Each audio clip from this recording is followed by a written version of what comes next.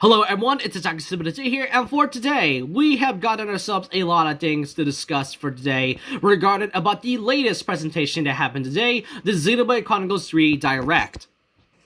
And yes, I know, it's not the presentation that fans were hoping for the past few weeks about a regular Nintendo Direct and all, but hey, you may not never know, it could possibly happen at some point, maybe right next week and all. But yeah, the Xenoblade Chronicles 3 Direct is something the fans were not hoping for, but as a recent Xenoblade fan and also a JRPG lover to begin with, I will say the presentation gave out a lot of new information and a lot of details that makes me excited and hype for when the game comes out on July. And you know, July is very close. We are nearly at the end of June. But for today, not only will I be talking about my thoughts and opinions about the Direct as a whole, but I'll also be going through over most of the details that was shown off for Xenoblade Chronicles 3. There's a lot to unpack here, and so I hope you guys are ready for this. Probably get a snack and all, and with that, let's not waste time. Well, let's get straight into everything Xenoblade Chronicles 3 and the presentation has shown us.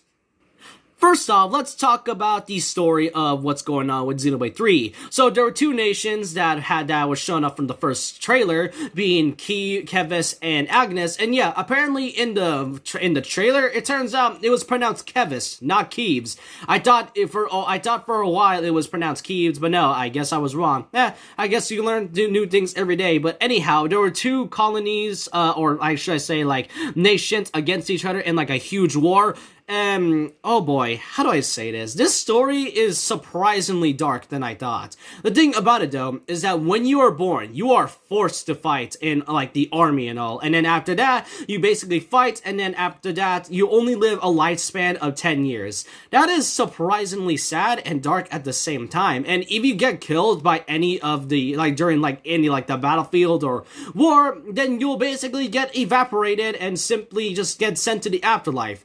That is definitely something I would not expect. I mean, Xenoblade 1, yeah, I mean, there's been a whole war between Mechonis and the Bionis and all. Xenoblade 2, I've not played it, but I did hear it has a lot of complications between two nations and all. Xenoblade 3 is definitely something. And there's one thing I did not notice, and that's kind of a clever thing, and it was something to do with the letter X. What I mean is that due to this one right here that I never noticed. For Xenoblade 1, it kind of gives out the kanji symbols for the Monado. In Xenoblade 2, it has a flame-like texture, sort of representing the fire that Pyra has. But then in Xenoblade 3, you may have noticed that the X is basically evaporating and fading out. Kind of like what's going on with the soldiers of Kevis and Agnes going on, because when they die, they basically get evaporated.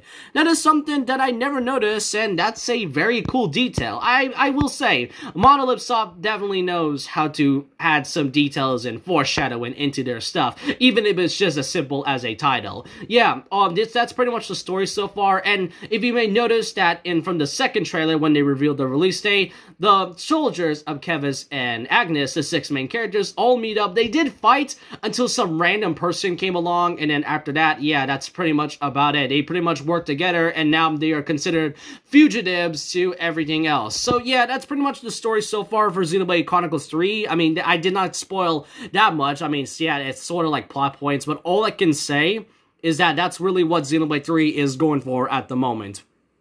The next thing I want to show off is the new heroes that will be featured in Xenoblade 3. Now, for the past few months, I've been talking about, showing off posts in my community posts, showing off all the different character artworks, including the heroes, which is basically your 7 party member, but you can't have them permanently. Instead, you kind of have different party members that you have throughout the story. I've already showed Riku and Manana, Valdi, and also, it was Xeon, from what I can remember, and that's really all I can say. However, in the Direct, they showed us 4 new characters that was shown off there. These characters being from left to right, Fiona, who wields a lance, Ashera, a soldier that has some sort of like a weird spear, like a double-bladed spear. Then there's Alexandria, which is a giant broadsword, and Gray, a dual gunslinger.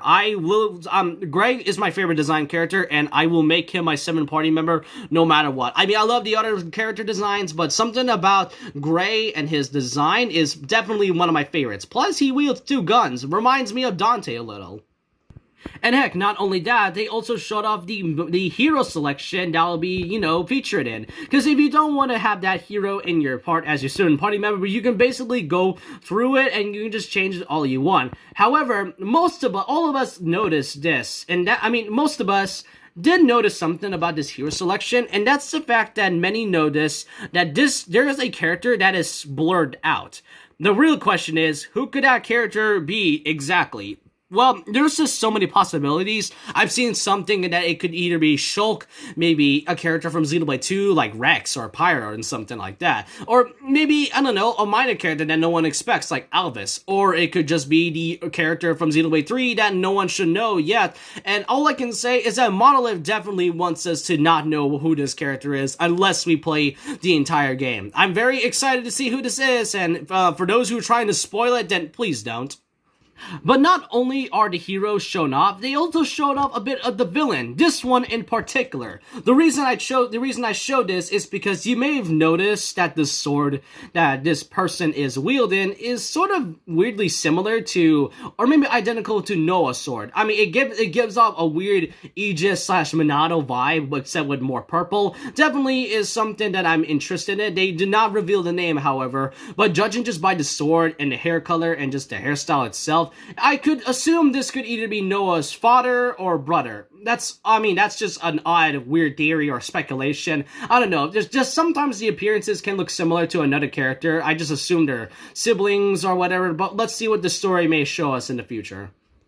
But look no further, we also got more artwork about the Ouroboros. This is going to be the major plot point that was shown up in Xenoblade 3. However, when we first saw it, it was only Noah, Lons, and Uni. Instead, we get to see more of the other three party members' Ouroboros forms, such as Mio, Senna, and Taion. I don't really know which design is better, as all of them is really, really unique and pretty interesting to say at least. I actually do like Taion's more since, I kind of like a tactician-like character. But yeah, these are the Ouroboros, the new types that will be for Mio, Senna, and Taion specifically. We've already seen the other characters from Keves, so now we get to see the ones from Agnes.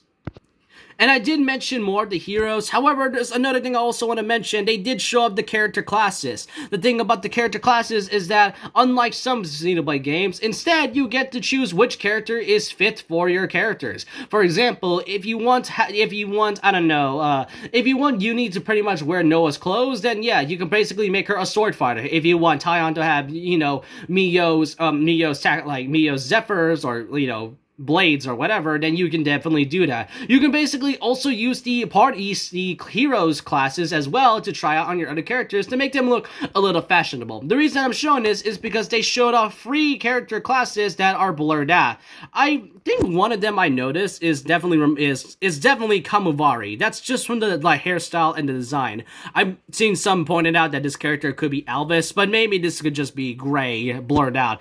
I mean, they do have similar hair colors, but yeah, the classes and the heroes, I will have to say, are definitely my most favorite out of all of them. But at the very end of the Direct, they showed off the biggest thing ever, and that was the reveal of Xenoblade Chronicles 3 Expansion Pass. Yep, that's right, just like with Xenoblade 2, they're having a DLC Expansion Pass that will be happening on the same day as the game releases. This is something I've seen fans predict, and it definitely came true. We'll be getting a lot more content throughout this year and 2023.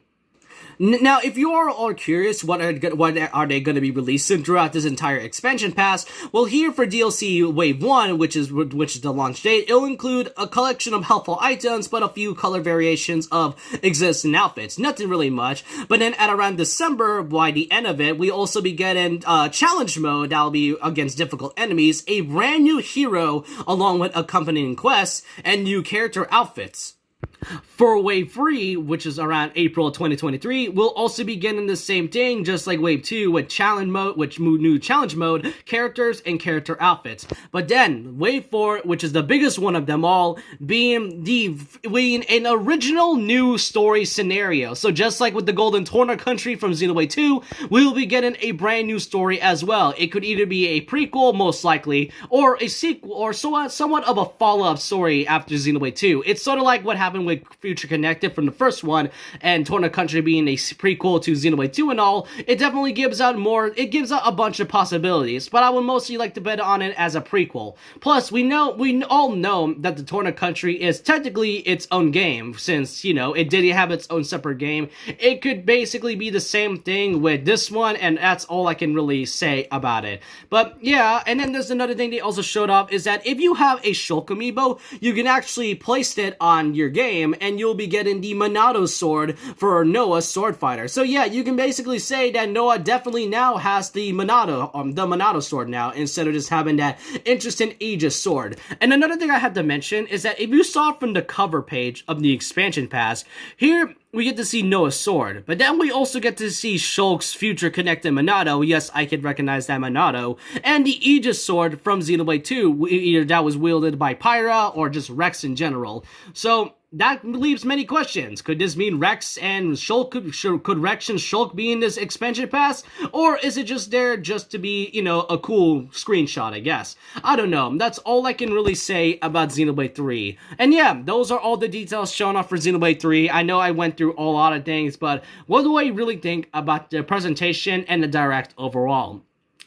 I can say that there's a lot of details that they show off, and I'm really good enough as it is. And like I said, I don't want this game to be spoiled by many fans who are either, you know, trying to playing Xenoblade 3 or trying to get into the Xenoblade series in general. All I want to say is that this presentation, even though it's not a Nintendo Direct to many, there is definitely a lot of things they showed off, and that makes me excited and happy for next month once it releases on July 29th. But with that, let me know what you all think in the comments section below about Xenoblade Chronicles 3's presentation and all the details they showed off. I want to know all your thoughts and opinions down below, and so with that, leave a like, comment, subscribe, hit the notification bell for more videos, follow my Twitter, and if you guys do not want to subscribe, then that's completely fine by me. And remember this, once a legend, always a legend. Like a Hellcat.